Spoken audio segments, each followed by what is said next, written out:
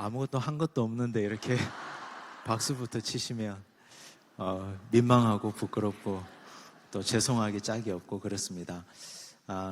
오늘 우리 연합 수련회 불러주셔서 하나님께 감사드리고 우리 김은성 위임 목사님께 감사드리고 우리 여전도의 모든 식구들 뵐 수 있게 돼서 무한한 영광이고 기쁨입니다. 특별히 우리 여전도의 찬양대 아름다운 찬양 들으면서 영락교회 제가 지금 앉아 있는 게 현실이구나 하는 걸 또 한번 느끼게 됐습니다. 제가 2016년 3월부터 경상남도 양산에서 목회하고 있는데 이제 9년이 지나서 10년째입니다. 근데 그동안 기도 많이 해주셨고 또 사랑 많이 해주셨고 또 같은 마음으로 같이 응원해 주셔서 영락교회에서 배우고 또 깨닫고 익히고 훈련받은 목사답게 그곳에서 부끄럽지 않게 열심히 목회하고 있습니다. 하나님께서 도우시고 일하시는 것이 그 자리에서 나타나고 또 하나님 살아계심을 보게 되고 또 역사를 매 순간 경험합니다. 그때마다 우리 영락교회 친정 식구들이 열심히 응원해 주시고 또 기도해 주신다는 걸 늘 느끼고 있습니다. 다시 한번 감사드립니다.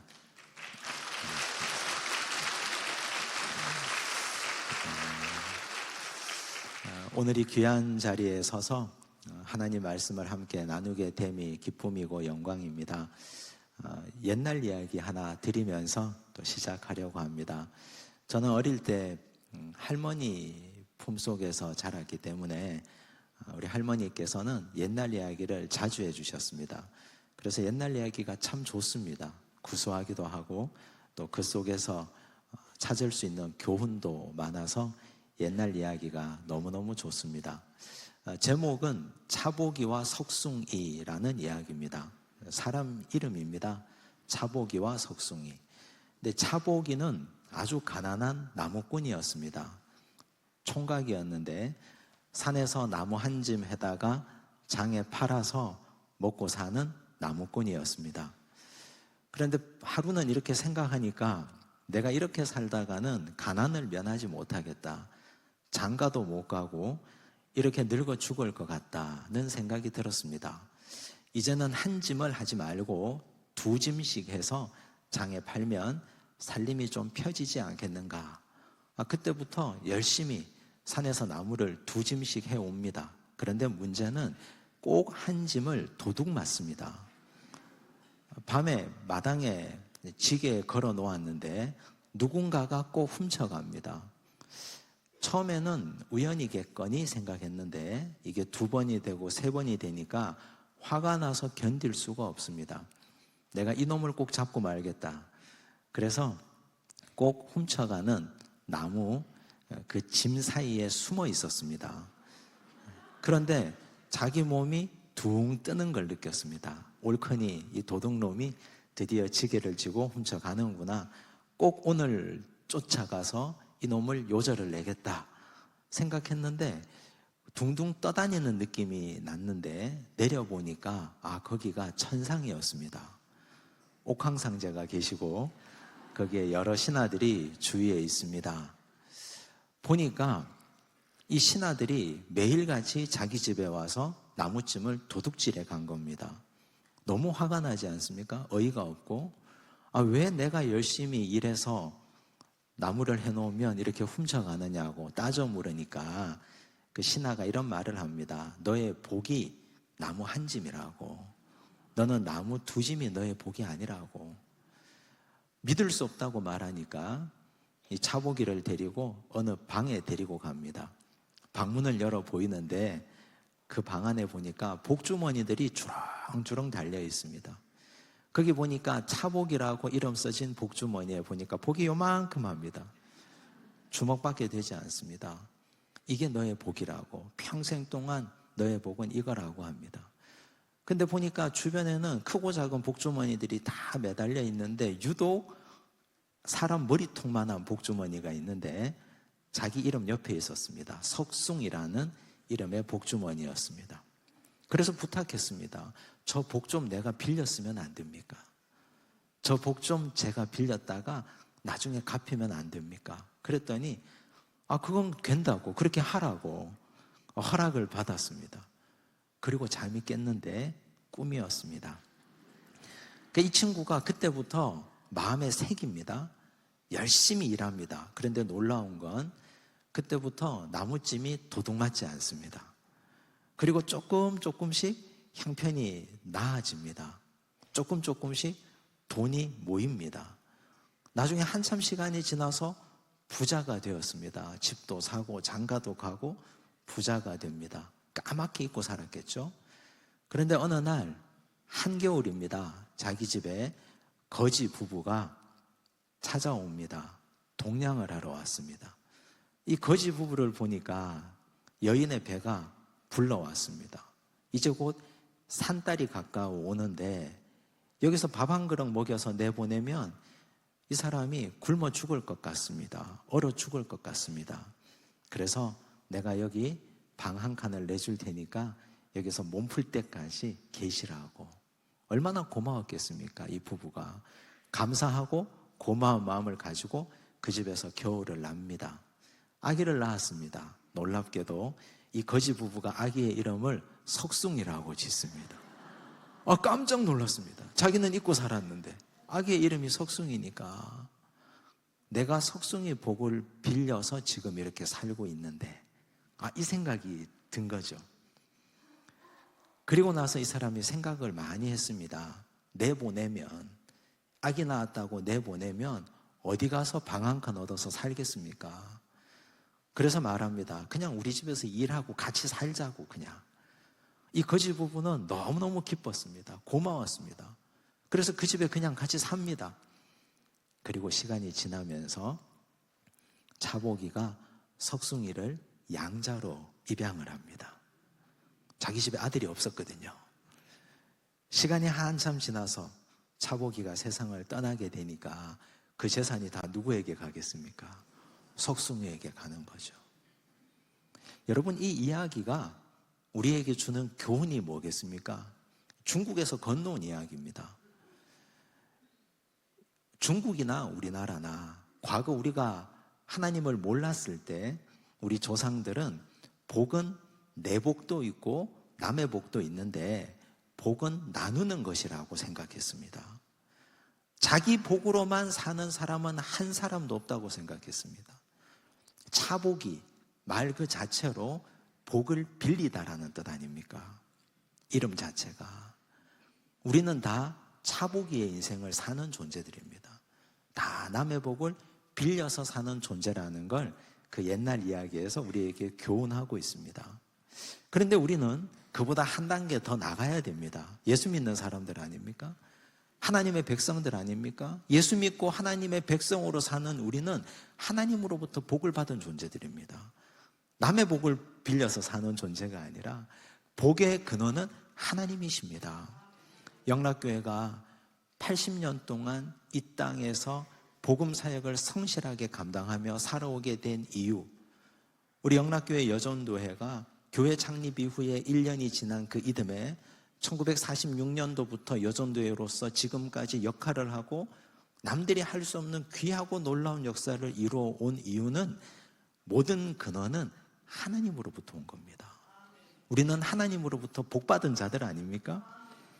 그래서 오늘 우리는 이 말씀을 통해서 하나님께 어떤 자가 복을 받는지, 우리는 받은 복을 가지고 어떻게 베풀고 나누고 살아가야 되는지, 복받은 자가 반드시 지키고 붙들고 살아야 되는 말씀은 무엇인지를 오늘 이 말씀을 통해서 함께 배우고 나누려고 합니다. 성경에 수많은 사람들이 있는데 그 중에 복이라고 하면 이 사람 요셉을 빼놓고는 생각하기가 어렵습니다. 요셉처럼 복 많이 받은 사람이 어디 있습니까? 요셉처럼 성공한 인생이 또 어디 있겠습니까? 요셉 이야기를 함께 보려고 합니다. 오늘 본문 이전에 요셉은 우리가 잘 아는 바처럼 17살에 아버지 야곱으로부터 장자권을 이미 부여받은 존재였습니다. 그는 채색 옷을 입고 살았습니다. 아버지가 입혀줬으니까. 단순히 채색옷은 색깔이 이쁜 채색옷이 아닙니다. 긴 옷입니다. 길고 팔도 치렁치렁합니다. 노동을 면제받은 옷입니다. 형들은 전부 다 일터에서 양치고 염소치고 열심히 일하는데 긴 옷을 입고 아름다운 알록달록한 채색을 입고 다니는 요셉은 일하지 않습니다. 너는 노동을 면제받은 이 집의 장자권을 가진 존재다. 아버지는 이미 그걸 17살 소년에게 확정해 주었습니다. 그러니 형들이 가만히 있겠습니까? 화가 나죠. 화가 머리끝까지 나죠. 결국 형들은 요셉을 이집트로 팔아버립니다. 은 20에. 17살 소년이 한순간에 아버지께 사랑받는 이 집의 장자에서 노예로 팔려가 버린 순간입니다. 이집트에 팔려갔는데 그를 산 사람은 이집트의 파라오의 친위대장, 즉 요즘으로 하면 경호실장 보디발이 그를 샀습니다. 그 이후에 일어난 아주 특별한 이야기입니다. 2절 말씀을 한번 보시겠습니다. 함께 읽겠습니다. 여호와께서 요셉과 함께 하심으로 그가 형통한 자가 되어 그의 주인 애굽 사람의 집에 있으니. 여러분, 형통이라는 말을 여기서 썼습니다. 여호와께서 그와 함께 하심으로 그가 형통한 자가 되었다. 형통이란 의미가 무엇입니까? 막힘이 없다는 뜻 아닙니까? 하나님과 요셉 사이에 막힘이 없었습니다.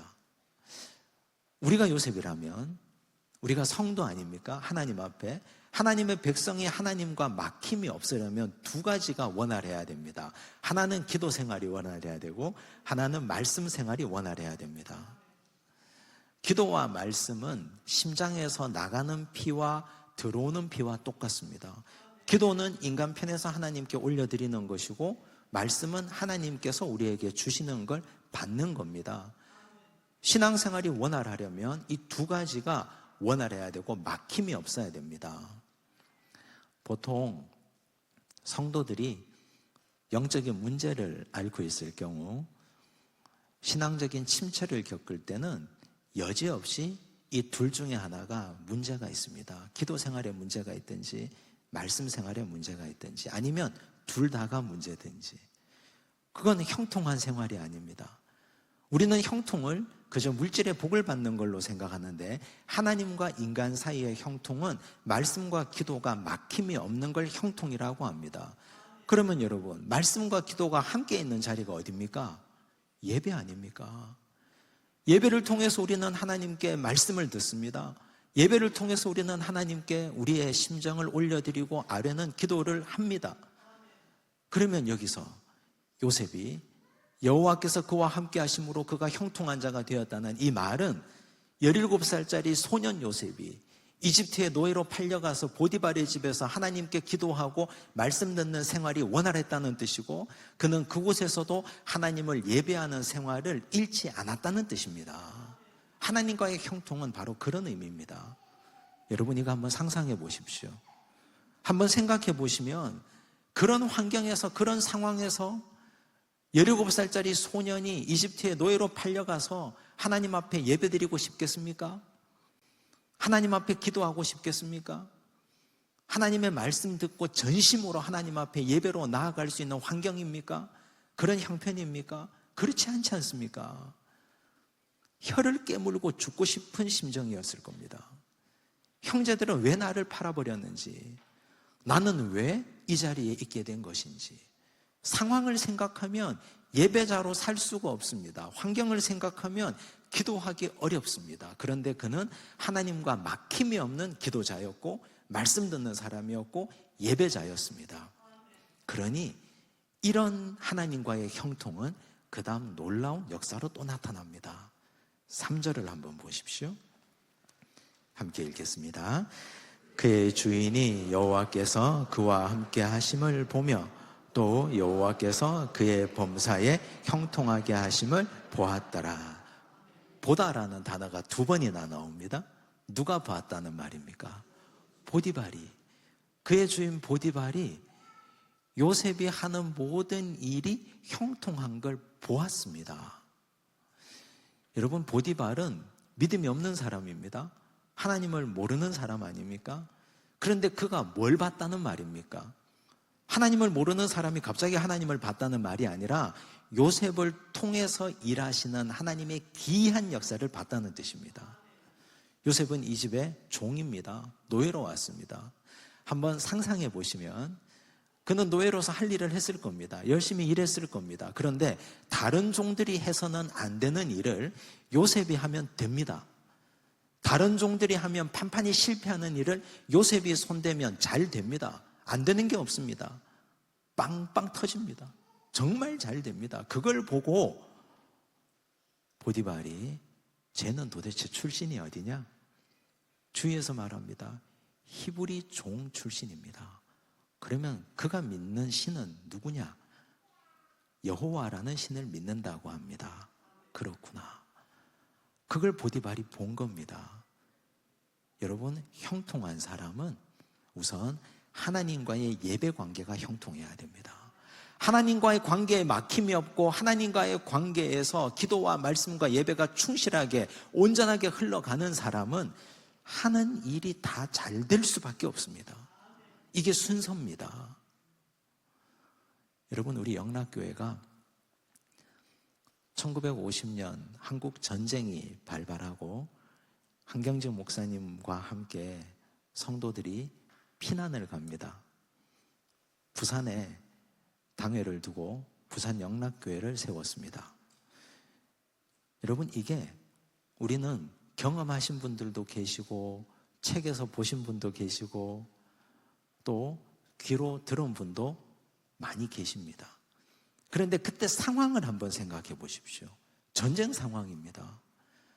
내 부모가 징집되어 잡혀가서 전쟁터에서 산화해서 전사자로 돌아옵니다.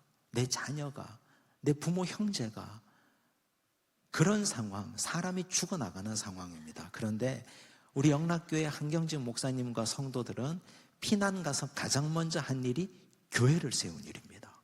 교회를 세운 일. 교회를 왜 세웠겠습니까? 예배 드리려고.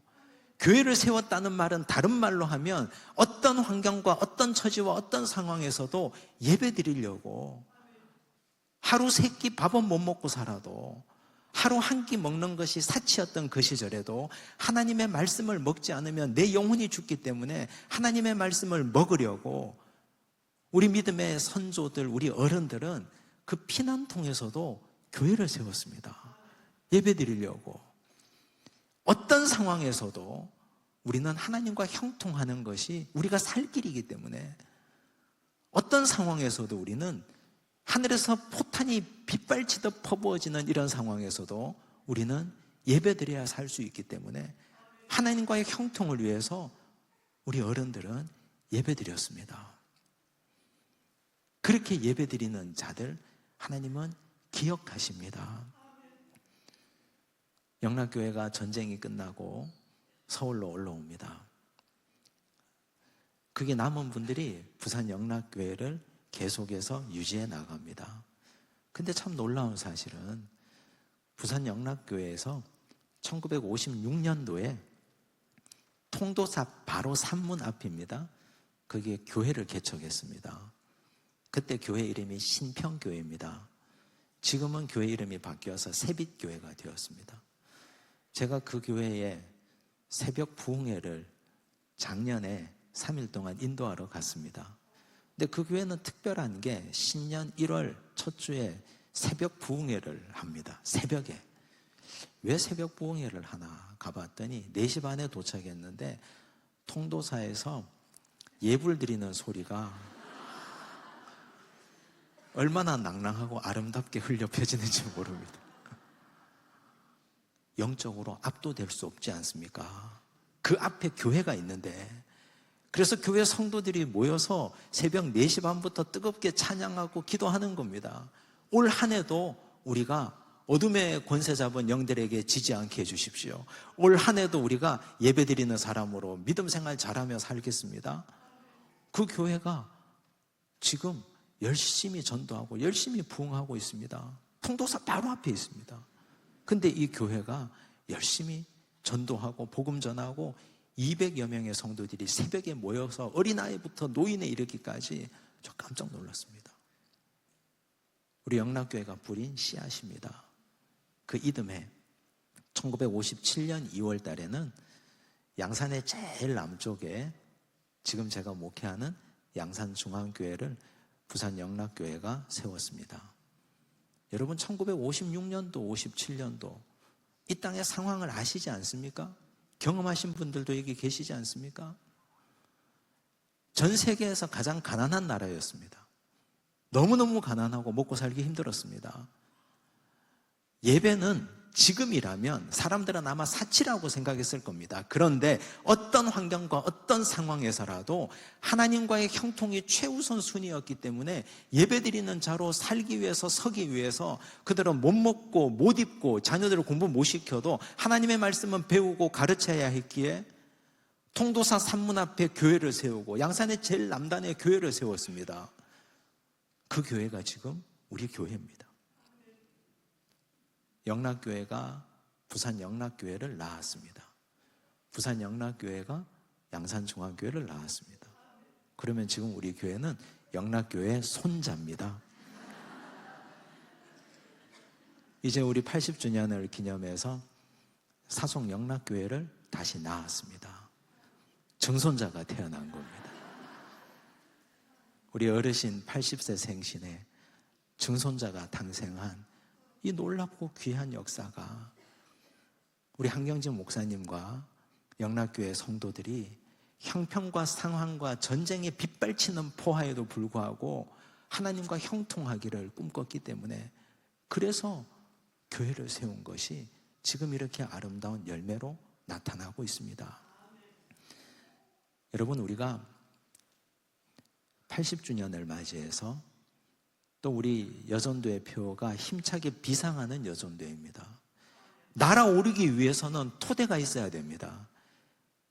도움닫기 하고 뜀박질 할 수 있는 땅이 튼튼해야 됩니다. 믿음의 백성들에게 그건 하나님과의 형통이요, 그건 하나님과의 예배입니다. 그 예배가 무너져 버리면, 예배가 우리에게 선택의 자리가 되어버리면, 예배가 우리에게 해도 되고 안 해는 자리가 되어버리면 우리가 뛰어오를래야 뛰어오를 수 있는 근거가 없습니다. 요셉이 기가 막힌 상황 아닙니까? 17살짜리 요셉이 이집트의 노예로 팔려가서 그는 살기 위해서 하나님 앞에 예배드린 겁니다. 살기 위해서 몸부림치고 발버둥 치면서 하나님 앞에 예배드렸습니다. 여러분, 오늘 우리는 이 기초를 철저하게 붙들고 기억하셔야 됩니다. 하나님과의 형통이 우리 삶의 그 다음을 예비하고 있다는 사실을. 요즘은 환경이 얼마나 좋습니까? 요즘은 예배를 누가 방해하는 사람이 있습니까? 그런데 우리는 여러 가지 핑계거리들이 많습니다. 오히려 자발적으로 예배를 안 드리려고 하는 사람들도 많습니다. 스스로 자발적으로. 코로나 시기를 지나면서 영상 매체가 발전하고 영상으로 예배드리는 것이 우리에게 익숙해진 나머지 우리는 하나님 앞에 전심으로 예배드리는 걸 경홀히 여기는 지경에까지 이르게 됩니다. 여러분, 기억하십시오. 우리 영락교회는 그런 교회가 아니었습니다. 우리 믿음의 선배들 요셉도 그런 사람이 아니었습니다. 전심으로 하나님 앞에 예배드리는 그 형통이 그의 삶의 기초가 되고 토대가 되었다는 사실. 그 다음에 그게 먼저 형통이 되면 그 다음 내가 하는 모든 일은 하나님이 복 주시고 하나님께서 함께 하실 줄로 믿습니다. 우리 여전도회가 1여전도회부터 4여전도회까지 수많은 사역들을 하시지 않습니까? 영락교회가 한국교회의 기준이 되고 표준이 된 것, 우리 여전도회가 많은 사역을 하면서 사람들에게 은혜를 끼치고 베풀고 나누게 주게 된 것, 군교회를 수없이 많이 개척한 것, 농어촌교회를 개척하고 세워주신 것, 해외 선교를 일구어 가신 것, 가난하고 약자들, 병든 자들의 친구가 되어준 것, 이 모든 일은 하나님과의 형통이 그 다음 삶의 형통으로 이어진 이유입니다. 하나님과의 형통이 제대로 되지 않으면 삶의 형통은 길이 막힙니다. 끊어지게 되어 있습니다. 여러분, 이 원리를 꼭 기억하시기 바랍니다. 마태복음 14장을 보면 베드로가 물 위를 걸어간 사건이 나옵니다. 한밤중이었습니다. 제자들이 탄 배가 갈릴리 바다를 쭉 가고 있는데 저기 사람처럼 보이는 물체가 물 위를 걸어옵니다. 유령 같기도 하고 사람 같기도 하고, 누구냐고 막 소리치고 제자들이 무서워하니까 예수님이 말씀합니다. 나니 두려워하지 말라 하십니다. 베드로가 말합니다. 정말 예수님이시거든 나를 명하사 물 위를 걷게 하소서. 그때 예수께서 하신 말씀이 딱 한마디입니다. 오라, 오라. 베드로가 어떻게 합니까? 배에서 내리지 않습니까? 베드로가 물 위를 걸어간 방법은 간단합니다. 첫째, 배에서 내린다. 두 번째, 걷는다. 빠지면 다시 살려달라고 부탁한다. 간단하지 않습니까? 그런데 이게 간단하지를 않습니다. 왜냐하면 배에서 내리는 것부터가 안 됩니다. 다른 제자들 다 있었습니다, 배에. 그런데 그 배에서 내린 자는 베드로 한 사람밖에 없었습니다. 어떻게 해서 그가 배에서 내릴 수 있었을까요? 예수님과의 관계 때문입니다. 관계가 철저하게 형성되어 있었기 때문에, 예수님과 베드로는 형통한 관계였기 때문에, 막힘이 없었기 때문에, 예수님의 말씀을 철저하게 신뢰했기 때문에 오라. 거기가 바다이든 거기가 태평양 한가운데건 거기가 불구덩이든 하나님께서 말씀하시고 주께서 말씀하시면 배에서 내립니다. 그래야 그 다음 걸어갈 수 있습니다. 우리는 삶의 형통을 꿈꿉니다. 여전도의 사역을 걱정합니다. 많은 사역이 잘 되기를 원합니다. 한 해 동안 있는 많은 일들, 이런 일들을 어떻게 쳐낼까 염려합니다. 그런데 그것보다 먼저 가장 중요한 것이 하나님과의 형통입니다. 이 신뢰와 형통이 먼저 이루어지면 그 다음은 아무 걱정할 필요 없습니다. 용기가 생깁니다. 배에서 내릴 수 있습니다. 주께서 오라 하시니 배에서 내리고 그냥 걸어가는 겁니다. 마태복음 14장의 그 사건은 우리에게 너는 얼마나 하나님과 형통하니? 너는 얼마나 그리스도와 친밀하니? 이걸 우리에게 질문하시는 겁니다. 여러분, 오늘 우리가 요셉의 형통을 반드시 기억하십시오. 이 형통이 이루어지면 그 다음은 자연스럽게 모든 것이 다 될 줄로 믿습니다. 4절과 5절을 보십시오. 함께 읽겠습니다. 요셉이 그의 주인에게 은혜를 입어 섬김에 그가 요셉을 가정 총무로 삼고 자기의 소유를 다 그의 손에 위탁하니 그가 요셉에게 자기의 집과 그의 모든 소유물을 주관하게 한 때부터 여호와께서 요셉을 위하여 그 애굽 사람의 집에 복을 내리심으로 여호와의 복이 그의 집과 밭에 있는 모든 소유에 미친지라. 보디발의 집이 복받았다는 말씀입니다. 누구 덕분에 복을 받았습니까? 요셉 덕분입니다. 그렇다면 보디발의 집이 이렇게 요셉 덕분에 복을 받았는데 보디발의 지분은 하나도 없습니까? 지분이 있습니다. 그가 요셉을 세우는 것이 그의 지분입니다. 사람을 알아봤다는 사실. 사실 어디서 온지도 모르는 히브리 종을 이 집의 모든 것을 다 맡기는 가정총무로 세우는 건 결단이 필요합니다. 쉬운 일이 아닙니다. 이건 훗날 이집트 황제 바로가 요셉을 이집트의 총리로 임명한 것과 같은 맥락입니다. 그를 총리로 세우지 않습니까? 7년 풍년과 7년 흉년을 관장하게 합니다. 그것도 쉬운 일이 아닙니다. 바로나 보디발이나 그에게는 탁월함이 있었는데 그건 바로 사람을 알아보는 눈이었습니다. 하나님과 형통한 사람, 하나님과의 막힘이 없는 사람, 그 사람이 하는 모든 일이 다 형통하고 잘 되는 것을 보고 그 사람을 데려다가 자기 집안의 모든 소유를 맡기는 지혜가 보디발에게 있었다는 말입니다. 우린 이걸 통해서 깨달아야 됩니다. 내가 요셉이 되지 못하면 적어도 보디발 같은 눈은 가지고 있어야 된다. 내가 요셉 같은 사람이 되지 못하면 적어도 바로 같은 결단력은 가지고 있어야 된다. 보디발, 바로, 그리고 또 사울을 보면 극명하게 갈라지지 않습니까? 사울에게는 다윗이 굴러 들어온 호박입니다. 전쟁에 나가면 백전백승입니다. 지고 오는 법이 없습니다. 그 사람이 자신의 나라의 군대 장관입니다. 그런데 사울은 다윗을 쫓아냅니다. 못살게 굴어서 쫓아냅니다. 그를 죽이려고 합니다. 감히 왕위를 탐한다고 그를 끝까지 의심합니다. 그러니 사울이 몰락하는 것 아닙니까? 하나님께서 기뻐하시는 사람을 우리가 함께 동역할 수 있어야 됩니다. 교회마다 일꾼들이 부족하다고 합니다. 참 놀랍습니다. 작은 교회는 작은 교회대로 일꾼이 부족하다고 하고, 이렇게 많은 일꾼들이 계신데도 항상 일하는 일꾼들이 부족하다고 말합니다. 맞는 말입니다. 일하는 사람은 항상 한정되어 있습니다. 그런데 우리 눈도 한번 점검해 보셔야 됩니다. 우리는 어떤 사람을 찾고 있는가? 우리 여전도의 일을 함께 할 수 있는 동역자들, 어떤 일을 찾고 있는가?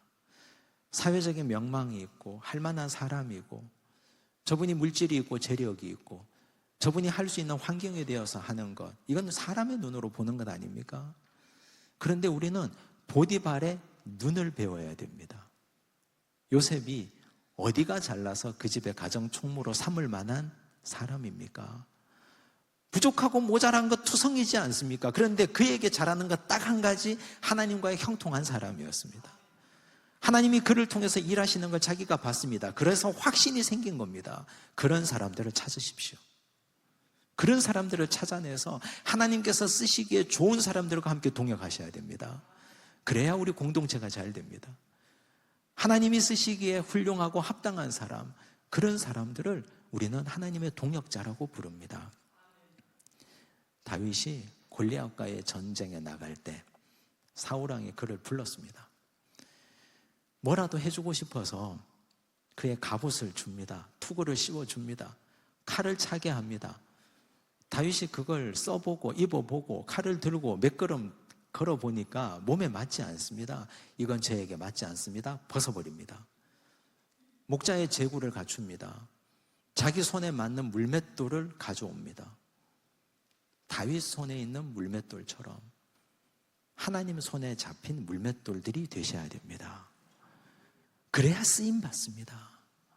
하나님 손에 맞지 않는, 자신의 잘남과 자신의 번쩍임을 자랑하는 갑옷과 칼이 무슨 소용이 있습니까?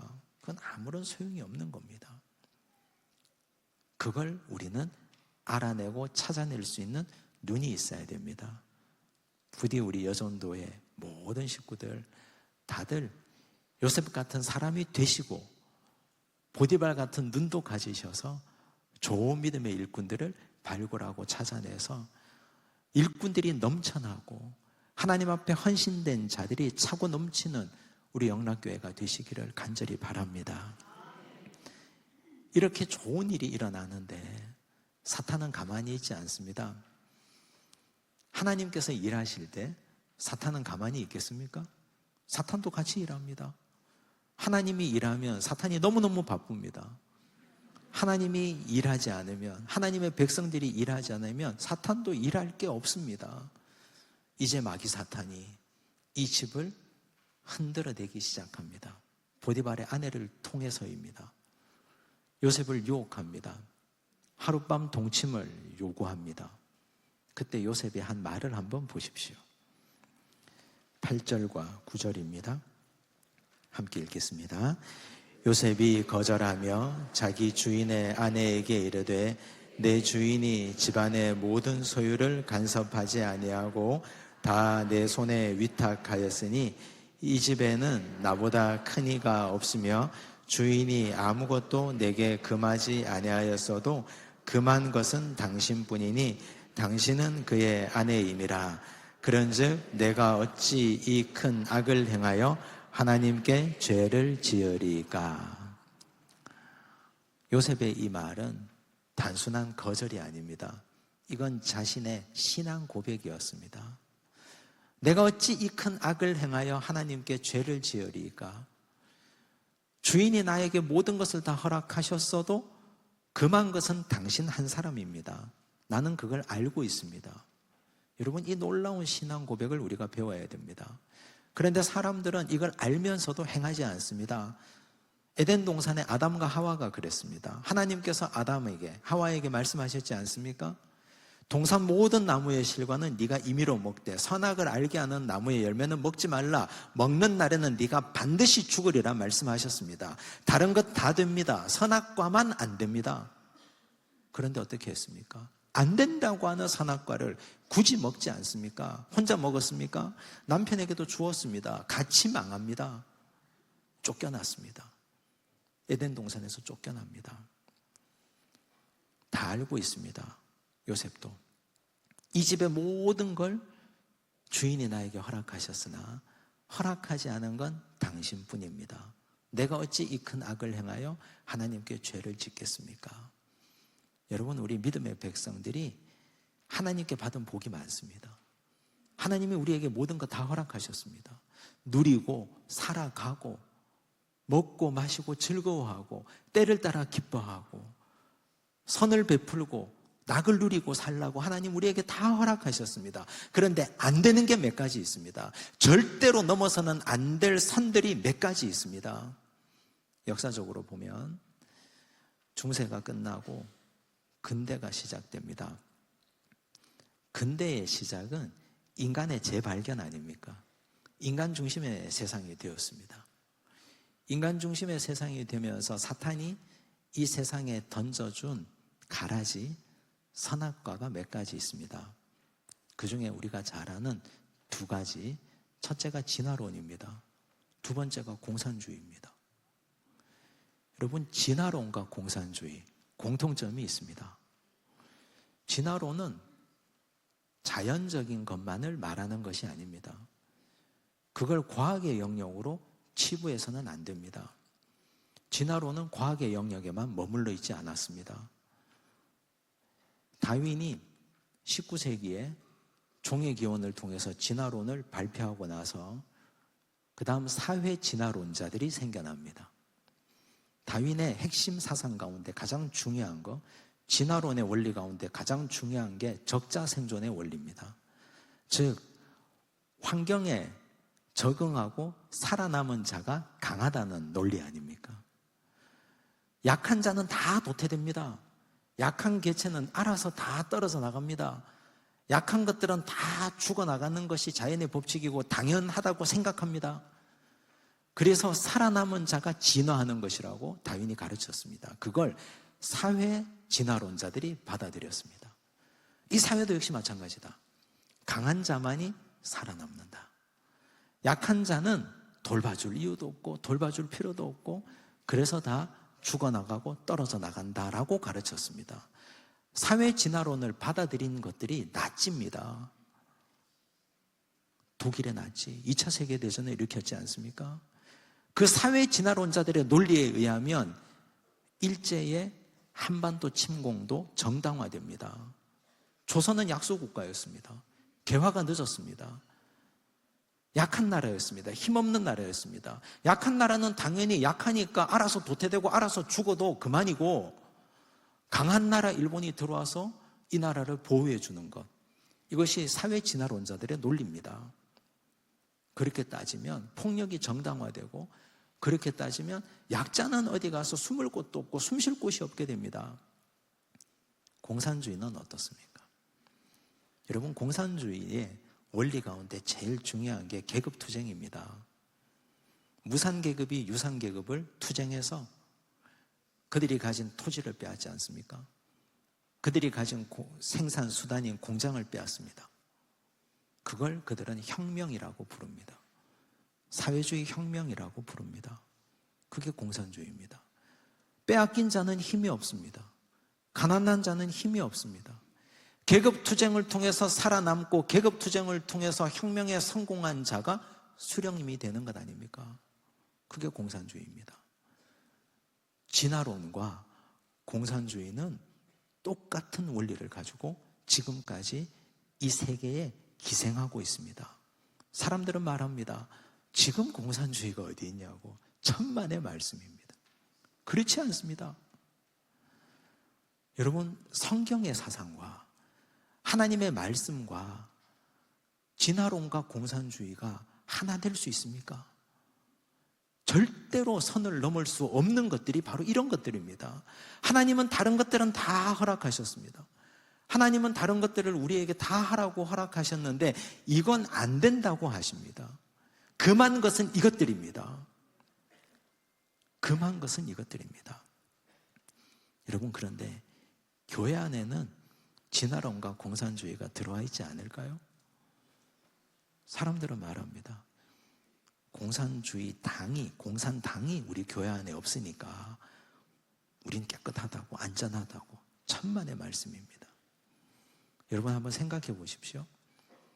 우리 예수님이 3년 동안 공생애 사역을 하신 것은 가난하고 병들고 연약한 자들을 돌보는 사역들이었습니다. 귀신 들린 자 고쳐주셨습니다. 과부의 두렙돈 우리 주님께서 귀하게 받아주셨습니다. 나인성 과부의 아들, 아무것도 없는데 그 아들까지 죽어버렸습니다. 예수님은 마음이 너무 아프셨습니다. 여인을 찾아가셔서 여인에게 말씀합니다. 울지 말라 하시고 그 눈에 눈물 닦아주시고 장래 나가는 그 아들에게 손을 대시고 이렇게 세워주셨습니다. 약자 아닙니까? 우리 예수님이 하신 모든 일은 약한 자를 돌보고 섬기는 일이었습니다. 이게 우리 예수님의 일이었습니다. 여러분, 그런데 교회는 어떻습니까? 작금의 교회는 약자들을 돌보지 않으면, 살아남는 자만 신앙생활하라고 한다면 그건 이미 우리 속에 나도 모르게 진화론적 사고가 내 속에 들어와 있는 겁니다. 여러분, 여전도회는 연약하고 약한 자들을 돌보셔야 됩니다. 우리 교구에 누가 원통한지, 어떤 이가 약한지, 누가 눈물 흘리고 있는지, 누가 지금 주님의 은혜의 도움의 손길이 필요한지, 그분들을 섬기고 그분들을 돌보고 그분들과 함께 일할 수 있어야 됩니다. 그래야 우리는 이 사회에 팽배해 있는 진화론과 적자생존의 논리와 공산주의의 사상을 우리가 타파할 수 있습니다. 교회는 그런 자들이 떳떳하게 신앙생활을 할 수 있는 곳이 되어야 하고, 하나님께서 기뻐하시는 교회 공동체는 그런 자들이 함께 어깨 펴고 같이 신앙생활을 할 수 있는 곳이 되어야 할 줄로 믿습니다. 하나님께서 기뻐하시는 교회가 바로 그런 교회일진데, 우리가 하나님의 소원을 이루어드리는 여전도회가 되어야 합니다. 힘차게 비상하는 여전도회, 있는 자들만 비상하고 가진 자들만 비상하고 살아남은 자들만 비상하겠습니까? 우리 모두가 함께 손잡고 같은 길을 가야 되는 존재들입니다. 우리 예수님께서 아끼고 사랑하셨던 연약한 존재들, 약한 자들, 그분들과 함께 하십시오. 또 한 가지, 우리는 이 사회가 주는 달콤한 유혹들 혹은 질책들을 경계해야 됩니다. 그 대표적인 것이 인본주의입니다. 인본주의는 휴머니즘 아닙니까? 휴머니즘 싫어하는 사람 있습니까? 인간다움. 휴머니즘의 대표적인 것이 뭡니까? 약자를 돌보는 겁니다. 제가 방금 약자 얘기를 했습니다. 그런데 여기에 분별력이 필요합니다. 여호수아 9장 말씀을 보면 기브온 거민들 사건이 나옵니다. 여호수아 6장에 여리고성 전투에서 승리하고 8장에서 아이성 전투에 성공하고 난 뒤에 가나안 땅에 있는 7 족속들이 벌벌 떱니다. 아, 이제 우리 차례가 되었구나. 이 전쟁을 우리가 이길 수 있을까 두려워하죠.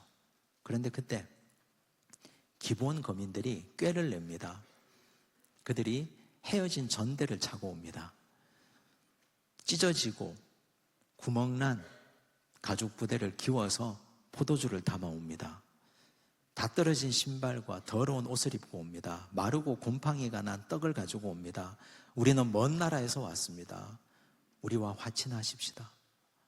우리를 불쌍히 여겨주십시오. 여호수아가 어떻게 했습니까? 여호수아 9장을 보면 정확하게 나옵니다. 여호와께 묻지 않고 그들과 조약을 맺어버립니다. 하나님께서 여호수아에게 명령하셨습니다. 가나안 7족속 다 내쫓아라 했습니다.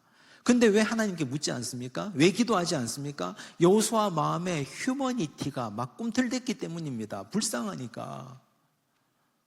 우리도 저들처럼 40년간 광야 여정을 겪었는데 저렇게 남노한 옷을 입고 마르고 곰팡이 난 떡을 가지고 와서 살려달라고 부탁하는데 도와줘야지.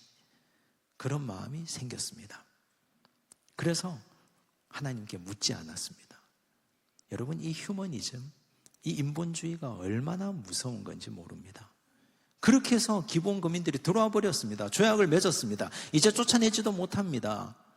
그들이 나무 패면 물깃는 자들이 됩니다. 그들의 종이 되고 노예가 됩니다. 그런데 시간이 지나 보십시오. 하나님의 말씀 듣지 않고 이스라엘 백성들이 영적으로 제대로 살지 않을 때 그들은 이스라엘 백성을 찌르는 가시가 됩니다. 하나님은 그들을 몽둥이로 삼아서 이스라엘 백성들을 징계합니다. 그때 못 쫓아냈기 때문에. 여러분, 동성애자들 차별금지법의 핵심이 뭡니까? 우리는 소수잖아. 우리끼리 사랑하겠다는데 우리끼리 사랑하게 좀 내버려줘요. 그게 당신들에게 피해를 줍니까? 교회는 예수님의 사랑을 전하는 곳 아닙니까? 교회가 사랑의 공동체인데 왜 그걸 용납하지 못하고 그 입법을 막습니까? 불쌍한 척하고 그렇게 들어옵니다. 그런데 여러분, 분별해야 됩니다. 연약한 자들을 돌보되, 그러나 그 돌봄이 하나님의 말씀에 근거한 것인지 아닌지를 분별해야 됩니다. 넘어서는 안 될 선들이 있습니다. 이 집의 모든 것을 내 주인이 다 허락하셨어도 이것만은 주인이 허락하지 아니하셨습니다. 이건 하나님의 영역이니 내가 할 수 없는 겁니다. 여러분, 이 요셉의 고백이 오늘 우리의 고백이 되어야 됩니다. 우리 영락의 여전도회가 이런 분별력을 가지고 살아야 됩니다. 약자들을 돌보고 약자들을 섬기되, 그러나 내 속에 있는 이 연약함과 휴머니즘을 자극하는 것들을 하나님의 말씀으로 분별하고 가려내고 하나님께서 기뻐하시는 일을 선택하고, 그래야 우리는 사탄의 교묘한 꿰매에 넘어가지 않습니다. 성경은 말씀하지 않습니까? 요즘 악한 사탄 마귀는 광명한 천사로 자기를 위장한다 그랬습니다. 이마에 뿔이 난 존재로 오면 그거 왜 분별하지 못하겠습니까? 그런데 광명한 천사로 자기를 과장하고 꾸미고 오는 존재를 분별하는 것 어려운 일입니다.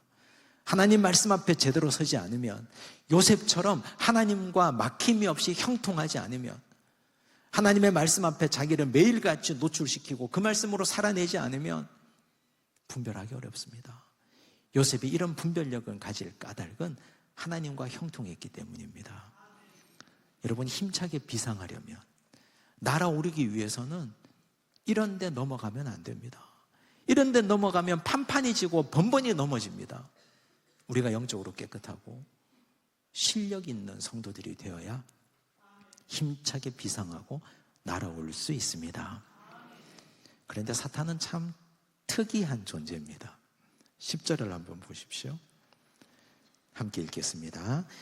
여인이 날마다 요셉에게 청하였으나 요셉이 듣지 아니하여 동참하지 아니할 뿐더러 함께 있지도 아니하니라.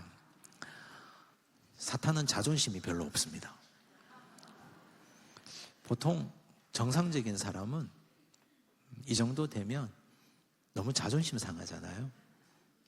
그러면 요셉을 내보내든지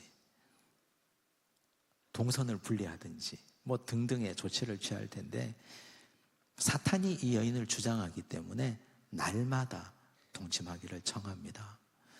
사탄은 매우 부지런합니다. 너무너무 부지런합니다. 여러분, 사탄은 따라쟁이입니다. 누구를 따라하느냐? 하나님을 따라합니다. 그래서 사탄이 무서운 겁니다. 그래서 분별이 필요합니다. 하나님의 성품 중에 아주 탁월하고 특별한 성품이 성실입니다. 하나님이 천지를 창조하셨습니다. 해달별을 창조하시고 땅과 하늘 모든 걸 다 창조하셨습니다. 그 후에 하나님이 창조하신 이후에 관여하지 않고 아무것도 하지 않으면 세상이 어떻게 되었겠습니까? 하나님은 지금도 바다의 경계를 정하시고 바다가 육지를 넘볼 수 없도록 하나님이 지키고 붙들고 계십니다. 하나님은 지금도 해를 띄웁니다. 하나님은 지금도 우주 천체를 운행하시고 붙들고 계십니다. 만약 하나님이 나 오늘 하루 쉬겠다, 바다가 네 멋대로 하든지 말든지, 그러면 매일이 쓰나미입니다. 매일같이 전쟁보다 더 무서운 자연재앙이 불어닥칠 겁니다. 하나님은 천지를 창조하신 이후에 한 번도 쉰 적이 없습니다. 하나님이 눈동자같이 우리를 살피시고 돌보시는 것, 하나님의 성실하심입니다. 그런데 사탄은 그 하나님의 성실을 닮아 있습니다. 얼마나 성실한지요? 날마다 유혹합니다. 이거 우리 이겨낼 재간이 있습니까? 우리가 사탄의 유혹에 이겨내려면 우리는 적어도 사탄보다는 성실해야 됩니다. 우린 적어도 사탄보다는 부지런해야 됩니다. 악한 사탄 마귀가 이토록 집요하고 이토록 성실한데 우리가 하나님의 말씀을 매일같이 읽지 않고 매일같이 하나님과 형통하지 않고 그거 어떻게 배겨내겠습니까? 아무리 목사라도, 제 아무리 신앙생활 3대째 4대째 수십 년간 하더라도 그거 배겨내고 견뎌낼 재간이 없습니다. 매일 유혹하는데. 우리는 믿음의 사람들로 하나님의 성실을 본받아야 됩니다. 생각하십시오. 나는 사탄보다는 성실하겠다. 어디에 성실해야 됩니까? 말씀 읽고 기도하는 일에. 그거 하루라도 쉬면 안 됩니다. 하루라도 쉬면. 그거 하루라도 쉬면 순식간에 넘어갑니다. 우리 영락의 여종대의 모든 식구들이 하나님 앞에서 단 하루도 쉬지 않고 하나님의 말씀을 읽고 묵상하셔야 됩니다. 제가 우리 양산중앙교회 처음 부임했을 때 그때 우리 교인들 출석 인원이 한 600여 명 됐습니다. 근데 그때 우리 장로님들, 은퇴하신 어른들, 성도님들이 저한테 매번 만날 때마다, 식사할 때마다 자주 하셨던 말씀이, 목사님 우리 교회는 언제 1000명 됩니까? 1000명만 되면 우리는 소원이 없겠습니다. 우리 교회 수십 년간의 소원인데 1000명만 좀 되면 안 됩니까? 그거 좀 만들어 주세요. 그래요. 제가 속으로 두 가지 생각이 들었습니다. 내가 무슨 용 빼는 재주가 있는 것도 아니고 내가 그걸 어떻게 만들어줘?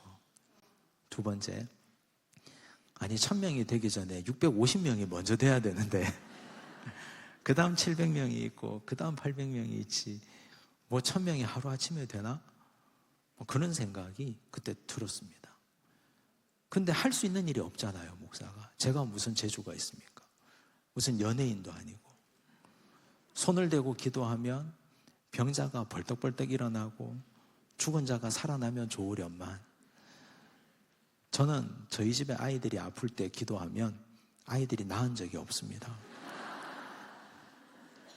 저희 집 아이가 밤에 심하게 열이 나서 아내가 저에게 목사님이 안수기도 좀 해주면 응급실에 안 가도 될 것 같은데, 열심히 기도했죠. 내 새끼인데. 근데 그날 결국 응급실 갔습니다. 병원 갔습니다. 그런 치유의 능력도 없죠. 신유의 은사도 없죠. 할 수 있는 게 뭐가 있습니까? 그저 예배 드리는 것밖에는. 매주일 열심히 말씀 준비해서 강단에서 말씀 전하고, 수요일날 열심히 성경 공부하고, 새벽기도 강단 열심히 지키고, 금요일날 기도하고 부르짖고, 그거밖에 할 수 있는 게 없잖아요. 그거밖에. 그런데 놀라운 건 예배밖에 안 드렸는데, 딴 거 별로 한 게 없는데 700명이 되고 800명이 되고 900명이 되고 1000명이 넘어가고, 사람들이 많이 몰려들고 예배드리는 공동체가 세워지고, 지금은 우리 교회가 성인들과 어린아이, 청년들까지 해서 매주일 2,000여 명이 넘게 오는 교회가 됐습니다. 아니,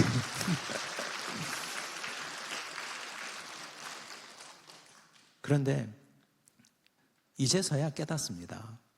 정말 중요한 건 하나님과의 형통이라는 사실을. 우리는 하나님 앞에 날마다 성실해야 됩니다. 날마다 하나님 앞에 성실하고 씨를 뿌리고 날마다 하나님 앞에 기도하고 엎드리면, 그러면 하나님이 당신의 복을 우리에게 형통의 복으로 나누어 주십니다. 우리는 사람의 복을 입어서 사는 존재가 아닙니다. 하늘의 복을 받고 누리고 살아가는 하늘의 복받은 자로 살아가야 됩니다. 그러면 그 복은 이웃으로 흘러갑니다. 하나님께 받은 복, 그 복을 이웃으로 나누고 베풀고 하는 일들을 우리 여전대회가 하는 겁니다. 부디 하나님 앞에서 이런 놀라운 성실의 복과, 적어도 사탄보다는 성실하고 하나님과 예배드림에 기쁨이 있고 형통한 우리 영락의 여전도회, 그래서 힘차게 날아오르고 비상하는 여전도회가 되시기를 바랍니다. 기도하겠습니다. 아버지 하나님, 힘차게 비상하는 여전도회라는 주제로 올 한 해를 살아갑니다. 영락교회가 80년 동안 이 땅의 훌륭한 교회로, 이 땅에 죽어가는 수많은 영혼들을 살리고 세워가는 교회가 된 것은 하나님 앞에, 진리 앞에 부끄럽지 않게 예배드리는 교회였기 때문입니다. 기도와 말씀에 형통한 교회였고, 우리 믿음의 선배들은 기도와 말씀에 형통한 자들이었고, 상황을 따라서 예배드리지 않고 상황을 따라서 기도하지 않는 게으른 자들이 아니었습니다. 주여, 이제 우리가 이 정신을 계승합니다. 우리 여전도회가 어떤 상황에서도 예배드리는 자로 살겠습니다. 하나님과의 형통을 살아내겠습니다. 주여, 우리에게 금지된 것 그 선을 넘어가지 않겠습니다. 교회 안에 있는 인본주의를 뿌리 뽑겠습니다. 주여, 교회 안에 있는 적자생존 진화론과 공산주의도 뿌리 뽑겠습니다. 주여, 우리가 연약하고 가난하고 병든 자들을 돕는 자들이 되겠습니다. 그러나 인본주의와 휴머니즘에 넘어가지 않겠습니다. 성실하게 살아가려고 하오니 주여, 우리를 복 주시옵소서. 사람이 복으로 사는 것이 아니라 하늘의 복을 누리며 살게 하여 주시고, 하나님께서 우리 가정과 일터와 우리 여전도의 모든 식구들의 삶의 자리마다 하나님 함께하여 주시옵소서. 그 복을 누리고 살아내어서 우리 후세대들에게 물려주게 하시고 나누며 간증하기에 부족함 없게 하여 주시옵소서. 돌이키겠습니다. 지금까지 상황과 형편에 따라 예배를 그 다음으로 미루고 살았다면 이제 하나님 앞에서 회개합니다. 회개하는 우리의 입술을 주님께서 긍휼히 여겨주시고, 이제는 어떤 일이 있어도 우리 영락교회가 예배드리는 교회, 우리 여전도회가 예배가 가장 앞서고 하나님과의 형통이 날마다 일어나는 여전도회가 되게 하여 주시옵소서. 모든 말씀 예수님 이름으로 기도드리옵나이다. 아멘.